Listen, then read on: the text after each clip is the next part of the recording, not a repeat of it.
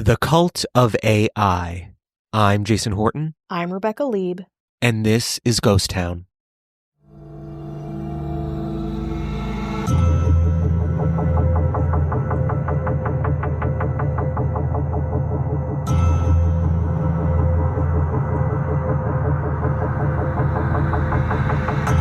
Lakeside School is a small, incredibly selective 5th grade through 12th grade institution in Seattle.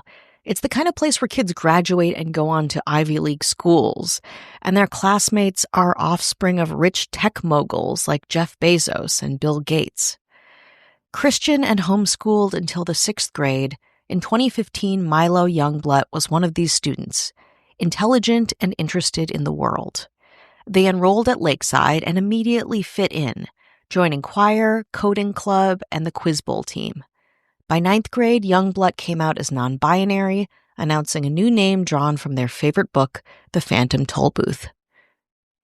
Unbeknownst to Milo Youngblood at the time, 2 grades above them was Maximilian Snyder, an intense, highly intelligent yet antisocial student nicknamed the Suitcase Kid for his pointed strides around campus, dragging a large roller suitcase behind him. None of Lakeside's privileged classmates would have guessed that only 5 years later, Snyder and Youngblood would be engaged. But more than that, they'd be murderers on opposite sides of the country, doing the bidding of a militant, AI-obsessed cult called the Zizians, with a deranged and dystopic vision of humanity's future. Today on Ghost Town, the history of the Zizian Cult. But for now, back to a younger Youngblood and Snyder. Snyder graduated without ever really interacting with Youngblood, but towards the end of Youngblood's senior year, they received a random Instagram message from Snyder, who was at that point studying philosophy and computer science at Oxford. He told them that years before, he had overheard Youngblood talking with a friend about a sprawling fan fiction epic called Harry Potter and the Methods of Rationality, a book that had a lot of meaning for him, in that it led him into the rationalist community, a blog-inspired philosophical group that claimed to use rationality to avoid cognitive biases. After this initial interaction online, Snyder and Youngblood started to talk regularly about their personal philosophies, about technology, their meals, homework, and even their sexual fantasies, which included playing with power dynamics like BDSM. Youngblood thought Snyder was fascinating, brilliant, and fucked up, but introspective. Youngblood felt so manipulated, under Snyder's control, but it didn't stop them from getting closer to him. Youngblood would write to their friend Ash, quote, "I was half seriously considering writing an anti-brainwashing thing for myself, LMAO, just a Google Doc with my values and important things to me and stuff." At this point, Snyder had spent years filling his brain with Discord posts by a man named Eliezer Yudkowsky, a science fiction-loving, research-obsessed, perpetually online figurehead. Yudkowsky founded the Machine Intelligence Research Institute in 2000, a nonprofit that was meant to solve the, quote, alignment problem. This was, more specifically, how can we align the interests of a future artificial superintelligence with those of humanity so it wouldn't decide to just go and, kill us all? No pressure, right? In 2009, Yudkowsky launched the foundational rationalist blog Less Wrong, a blog, quote, devoted to refining the art of human rationality and creating rationalist communities. Less Wrong's followers were intelligent tech people, Stanford grads, science fiction geeks, IT experts, people interested in technology as a whole and how computers and humans might be aligned, if not alike. Snyder considered Yudkowsky as his own kind of unconventional mentor, adopting his ideas around AI, intelligence, and even BDSM. In 2010, Yudkowsky began publishing chapters of Harry Potter and the Methods of Rationality, the book that, of course, Youngblood was reading at Lakeside. In a nutshell, the book spans 1 year at Hogwarts, with Harry reimagined, surprise, surprise, as a rationalist who grapples with his own philosophies and cognitive abilities, eventually joining Ravenclaw instead of Gryffindor. Many were touched by Yudkowsky's ideas, heading to his home base in the Bay Area to join the rationalist scene. In hindsight, Anna Solomon, the founder of Center for Applied Rationality, a kind of ideological sister organization to Yudkowsky's Machine Intelligence Research Institute, would tell NBC, quote, "It did not cross my mind that there could be offshoots that were death cults." In 2023, Snyder took a leave of absence from Oxford and moved back to Seattle.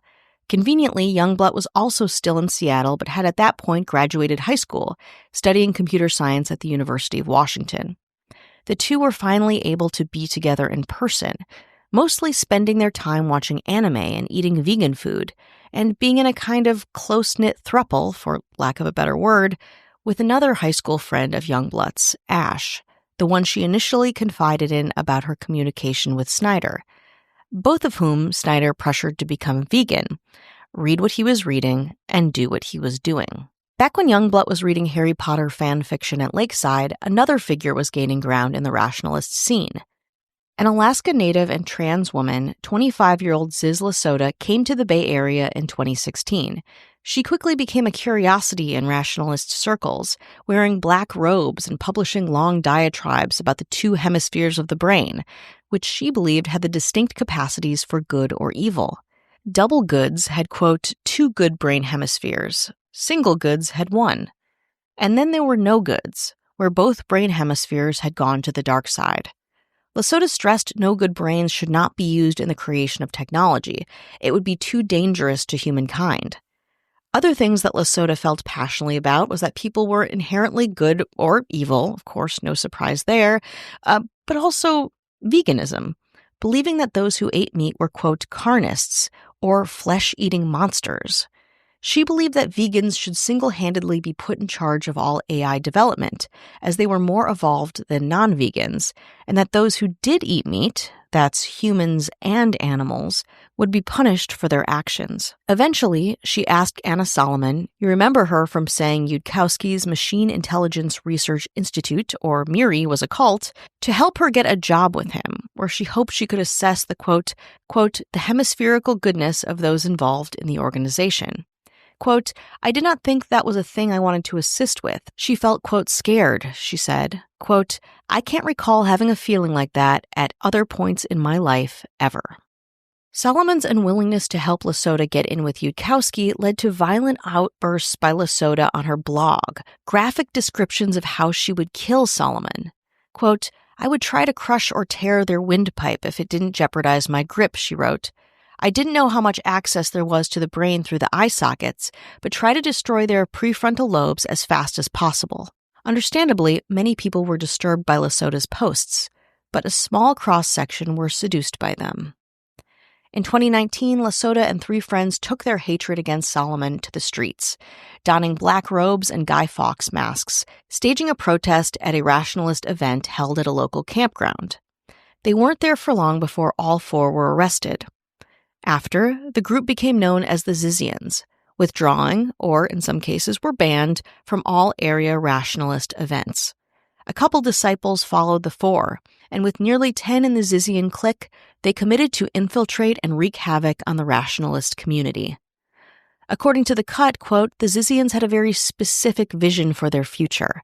They were convinced that someday soon, AI would surpass human intelligence and take over the world. And they believed that if those who worked on AI were meat eaters, that super-intelligent AI would use the meat industry as a blueprint for how society worked, enslaving and torturing humanity for all eternity in factory farms spread across the galaxy. To prevent this dystopian version of the future, the Zizians worked hard to turn everybody vegan, especially those who worked in tech and with artificial intelligence. They isolated followers from friends and family to have them commit to their mission, arguing about AI and veganism in Discord groups and in the comments section of blog posts. Physically, they lived in box trucks together on a piece of land in Vallejo in Solano County, California. In November 2022, their landlord, a gentle 80-year-old named Curtis Lind, tried to evict them from their plot of land, as the group hadn't paid rent in over 2 years. He carried a gun as he was wary of his strange group of tenants who threatened him and threw rocks at him when he did attempt to ask for the rent.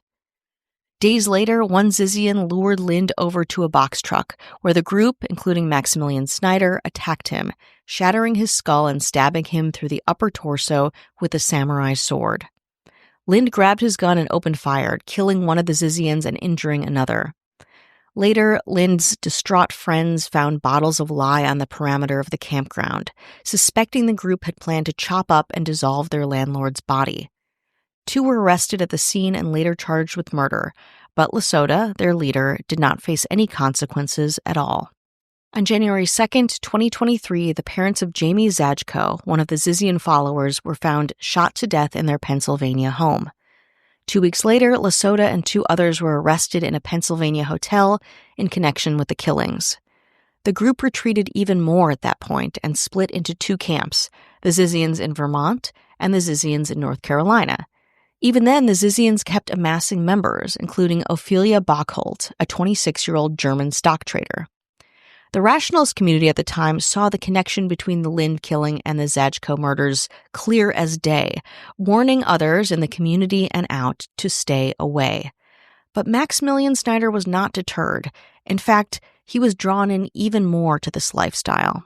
In late June 2023, Snyder himself began recruiting online acquaintances to help the Zizians, and a handful wanted to hear him out. Youngblood followed Snyder's lead, though Ash, their friend and former lover, distanced herself sexually, physically, and emotionally from the increasingly dangerous couple. Youngblood was mostly living with Snyder at his condo at the time, barely going to class and falling deep under his spell. That spring, Youngblood vanished from their friends and family without a trace. Worried about them, Youngblood's community filed a missing persons report.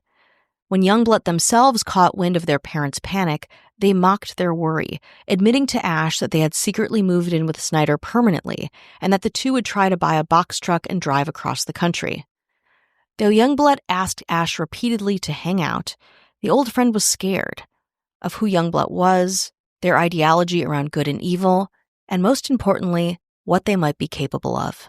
On that note, let's take a break. Hi, hello, how are you? How are you doing? Hello out there. We're checking in. This is the check-in. This is it. Lay it all on the line It's for us. always it. You know, this is always just it. It's always it. Give us what you got. Yeah. Yeah. Give us what you don't got. Yeah. Or somewhere in between. We don't care. You know, we're here for you.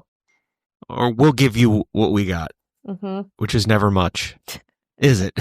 No, it's not. It's really not, unfortunately. Turns out, not much. I talked about the Hollywood Demons dark side of Power Rangers. I mentioned that I show up on it. So I've gotten actually a fair amount of messages from it, but all the people that message me ask me if I was a Power Ranger. No. And no. I say, yeah. I say, if I was a Power Ranger for one episode, for one scene, for 1 second, it would be my whole personality. I mean, I'll take absolutely nothing. If I found $1 on the ground, you'd hear about it. So if I was a Power Ranger, you'd already know it. Also, like, what Ranger? I mean, they're already pretty spoken for. Or like... I think, because there's so many seasons, there's so many seasons and they've gone through and they changed the cast. If you watched the documentary, Rebecca, if you did your homework like I did, not because I was just looking for myself. We basically wrote the documentary. I know.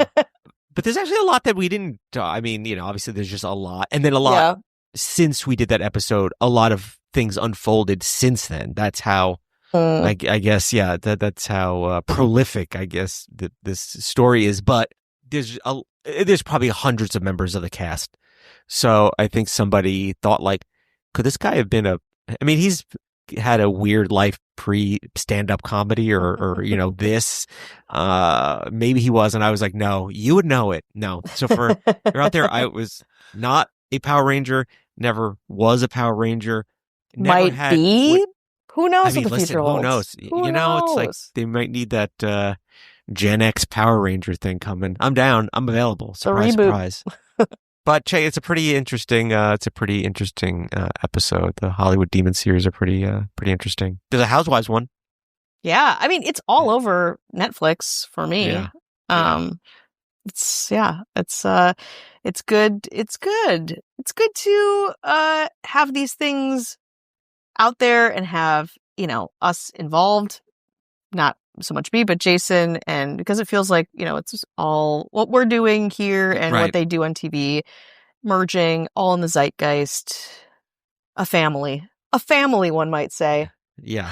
Speaking of our zeitgeist family, well, first we got to thank anyone and everyone who's supporting us, spreading the good word of Ghost Town. Thank you so much. Thank you. But our zeitgeist family, our government, just zeitgeisting it up. Yep. The mayors. Hello, all. There was a little confusion with the mayors once upon a time. They thought they were part of something that turns out they were not part of. Oh, really? Oh, yeah. Remember the Bratz? Bratz? I do remember the Bratz. Bratz dolls. Bratz movie. Dolls. Yeah, I know.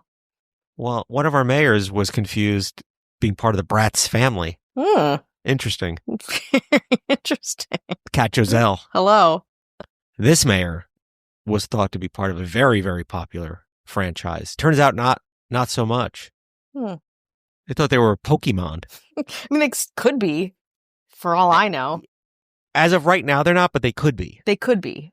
Allegedly not, but allegedly so? That's Ashley Matson. Hello. This mayor was a Harry Potter. Like in the Harry Potter world, which I've never seen, but they thought they were one of the Harry Potters. That's how they're described, right? One of the Harry Potters. Yeah. Also interesting tie-in to this episode.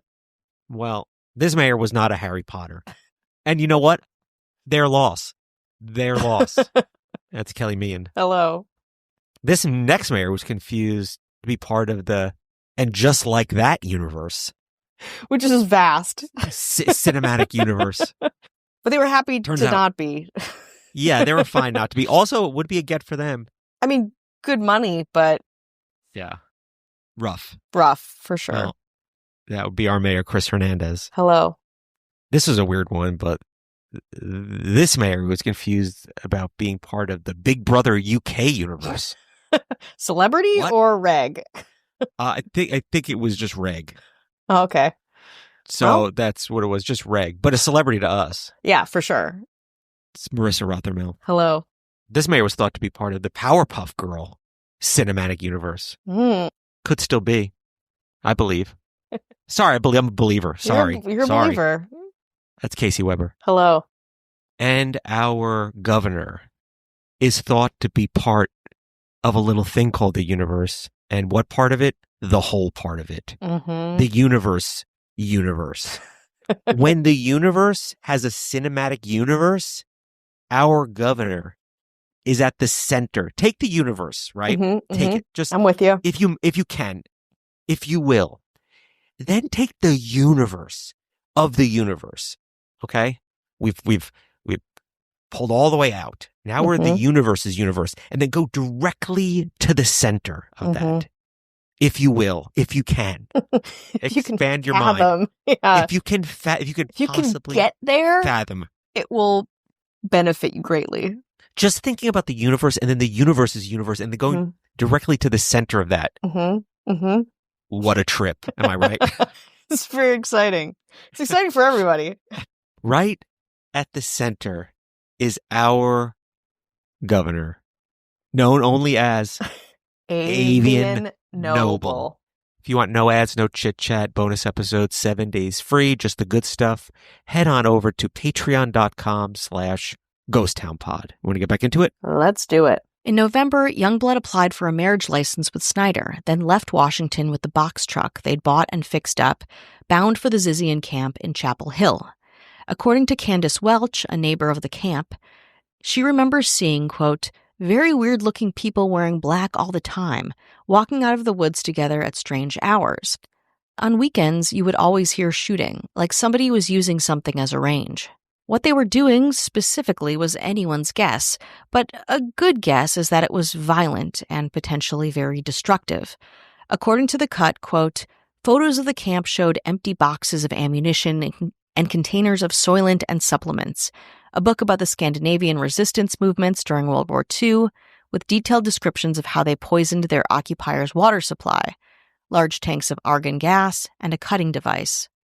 There were boxes of surgical masks, a black metal face mask, receipts from chemical supply companies, and a respirator, along with an order slip for a surgical device called a wronger, used for cutting small bits of bone. In January, the group left North Carolina for Vermont, looking for a rural property and staying in hotels heavily armed and likely extremely paranoid. Back in Vallejo, Snyder's behavior was also concerning. He'd perched on roadside billboards, wander around, and worry about the technology around him. Soon, an acquaintance from Discord DM'd Snyder to ask if he had ever heard of the Zizians. "What about him?" Snyder responded. Snyder was then promptly arrested on the suspicion of killing Lind. 3 days later, Ophelia Bockholt and Youngblood got into their car and set off southbound on the I-91 near Coventry, Vermont, only 20 miles from Canada. According to The Cut, both of their cell phones were wrapped in tinfoil. They wore guns on their hips. On the border of the U.S. and Canada, Border Patrol agents pulled them over, and Youngblood, calm and wordless, slipped out of the driver's seat, raised their gun, and started firing. When Bockholt tried to draw her weapon too, agents fired back. One of the agents, David Milland, died on the side of the road. So did Bockholt. Youngblood was taken to a hospital nearby and then arrested. In the aftermath of the horrific border killings, agents canvassed the country for the rest of the Zizians. Lasota had broken off from the group and was keeping busy herself, faking her own death in August 2022 and reappearing in January 2023 in a Philadelphia hotel room with a weapon suspected to have been used in the murder of the Zajkos parents. And then Lasota was gone yet again. On February 16, 2023, they found Lasota and her followers in Frostburg, Maryland. They had parked 2 trucks on a piece of land, asking the owner if they could stay for a month. Immediately suspicious, the landowner called the police. All were arrested and charged with trespassing, obstructing law enforcement, and illegal gun possession. After their arrest, Michelle Zajko, still under the suspicion for the murder of her parents, made a public statement. Quote, "My friends and I are being described as like Satan's lapdogs, the devil and the Manson family all rolled into one. These papers are flagrantly lying. For instance, there were no truckfuls of guns, no machine gun, and I didn't murder my parents." As of April 2025, Ziz Lasota, Snyder, Youngblood, Zajko, and again, I'm so sorry if I'm mispronouncing these names. I've been deep into research and reading them a lot. Hopefully that's not too distracting. Anyway, and the others of the Zizian cult are still being held on charges including trespassing, obstruction, and numerous weapons violations. Authorities say they are investigating at least 6 killings across the U.S., allegedly connected to members of this bizarre group, a contemporary cult heavily embroiled in their own dystopic nightmare.